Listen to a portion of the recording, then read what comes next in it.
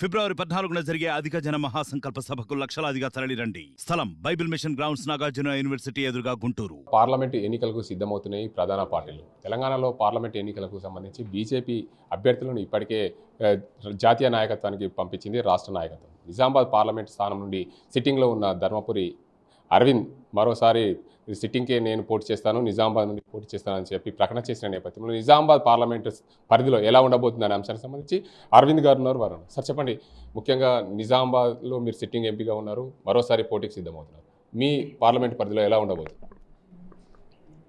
ఇక్కడ ఇందూరు పార్లమెంటు ప్రజలు భారతీయ జనతా పార్టీని పోయినసారి కంటే ఎక్కువ మెజారిటీతోటి గెలిపిస్తారన్న పూర్తి నమ్మకం ఉంది. అదే రకంగా వాతావరణం కూడా కనబడుతూ ఉంది. దేశవ్యాప్తంగా లాస్ట్ టైం 350 పైన ఎన్డీఏకి రావడం జరిగింది. ఈసారి 400 పైన ఎన్డీఏకి వస్తాయి. భారతీయ జనతా పార్టీ స్వంతంగా కూడా 370 సీట్లు, అప్రాక్సిమేట్గా 370 సీట్స్ వస్తాయి బీజేపీ కూడా.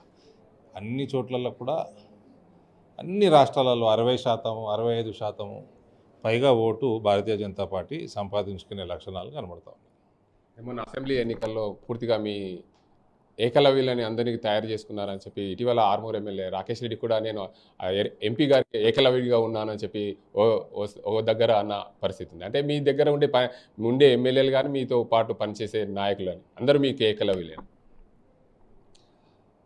మేమందరం ఏకలవ్యులమే, మేమందరం నరేంద్ర మోదీ గారు ఏకలవ్యులమే. ఇటీవల కాలంలో జగిత్యాల రాకేష్ భాయ్ కూడా మోడీ అని ఉంటాడు, నీకు ఏడి అని ఉంటుంది. అయితే జగిత్యాలకు సంబంధించిన ఓ నేత హైదరాబాద్లో ధర్నా చేసి దానిపైన ఏం నేత హైదరాబాద్ మీ బీజేపీ పార్టీకి సంబంధించిన జగిత్యాలకు సంబంధించిన కార్యకర్త హైదరాబాద్లో అరవింద్కు టికెట్ ఇవ్వద్దని చెప్పి ఆందోళన చేపట్టారు. ఇప్పుడు సార్ టికెట్ అందరూ ఎవరైనా అడుక్కోవచ్చు, దినేష్ భాయ్ అడగొచ్చు, ధన్పాల్ గారు అడగొచ్చు, మసూదీర్ అడగొచ్చు, అందరూ అడగొచ్చు, ఏం తప్పలేదు. ఈ మధ్య గుప్తా గారు అడుగుతూ ఉన్నారు. ఒక ఆయన గుప్తా గారు అడుగుతా, ఆయన పూర్తి పేరు జ్ఞానేందర్ గుప్తా గారు అడుగుతూ ఉన్నారు. మంచి వ్యక్తి, టికెట్ అడిగితే తప్పులేదు. అయితే ఆయన బోధనకి వెళ్ళి వాడితే జగిత్యాల దాకా పోస్టర్లు వేసిండు. మోడీ బొమ్మ ఉన్నది, రాముని బొమ్మ ఉన్నది. మా పార్టీ పెరుగుతుంది, మోదీ నాయకత్వం పెరుగుతుంది, ఏం తప్పులేదు. పార్టీ పెంచుకుంటా మీ ప్రయత్నం మీరు చేసుకుంటే టికెట్ అడుగుండ్రి. అట్లాంటి వాళ్ళైతే నేను సంతోషిస్తా, నేను స్వాగతిస్తా గుప్తా గారిని టికెట్ అడగటం, నాకేం ఇబ్బంది లేదు. పార్టీని పెంచుకుంటూ అడగాలి టికెట్, పార్టీని తుంచుకుంటూ అడగద్దు, పెంచుకుంటూ అడగాలి. తెలంగాణ రాష్ట్రంలో నీళ్ళ కృష్ణ జలాల గొడవ, గోదావరి నీళ్ళు కానీ కృష్ణా నీళ్ళు కానీ ఏ ట్రిబ్యునల్ అయినా ఒక్క మీటింగ్ ఒక బాయ్. ఇప్పుడు దేనికోసం కొట్లాడుతున్నాడు? ఇప్పుడు కాంగ్రెస్ బాధ్యత కేంద్రంతో కరెక్ట్గా కోఆర్డినేట్ చేసుకోవాలా, చేసుకొని సాల్వ్ చేసుకోవాలా. మీరు ప్రభుత్వంలోకి వచ్చిందండి, బాధ్యతగా ప్రాబ్లం సాల్వ్ చేయాలా. మేము పసుపు ప్రాబ్లం సాల్వ్ చేసినాం కదా, ఇంకా పెంచుతాం పసుపు రేటు. వీడికి వచ్చి కొట్లాడు ఉండొద్దు. ఒకసారి సీట్ ఎక్కినాక ప్రాబ్లం సాల్వ్ చేసుడు ఉండాలి. సీట్ ఎక్కి కొట్లాడు ఏందండి, ఉద్యమం చేసుడింది. అయితే మీరు పసుపు బోర్డు తెచ్చారు, పసుపు ధరలు పెరుగుతున్నాయి. మరోవైపు తెలంగాణ రాష్ట్రంలో అధికారంలోకి వచ్చిన కాంగ్రెస్ పార్టీ నేతలు కూడా పసుపు విస్తీర్ణం తగ్గింది, అందుకే ధరలు పెరుగుతాయి. వాళ్ళకి తెలుసా పసుపు అసలు సంగతి తెలుసు వాళ్ళకి? విస్తీర్ణత తగ్గిందా? నాకు తెలిసి ఎంత తగ్గిందో 25% తగ్గింది. నెక్స్ట్ ఇయర్ ఈ 25% పెంచండి అంటున్నాను నేను. ఎవ్రీ ఇయర్ 25% పెంచండి.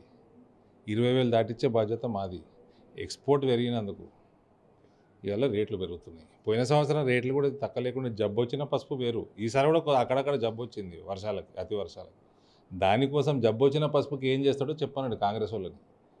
మంచి పసుపు సంగతి మేము చూసుకుంటాము, జబ్బు వచ్చిన పసుపు ఏంది? లేదు మీ పార్టీకి జబ్బు వచ్చినట్టు వదిలేస్తే ఎట్లా? అందరు పోతున్నారు, ముఖ్యమంత్రులు పోతున్నారు, మంత్రులు పోతున్నారు, యువకులు పోతున్నారు. ఒక్కొక్కటి ఇచ్చిపెట్టే మొత్తం ఖాళీ అవుతుంది కాంగ్రెస్ పార్టీ.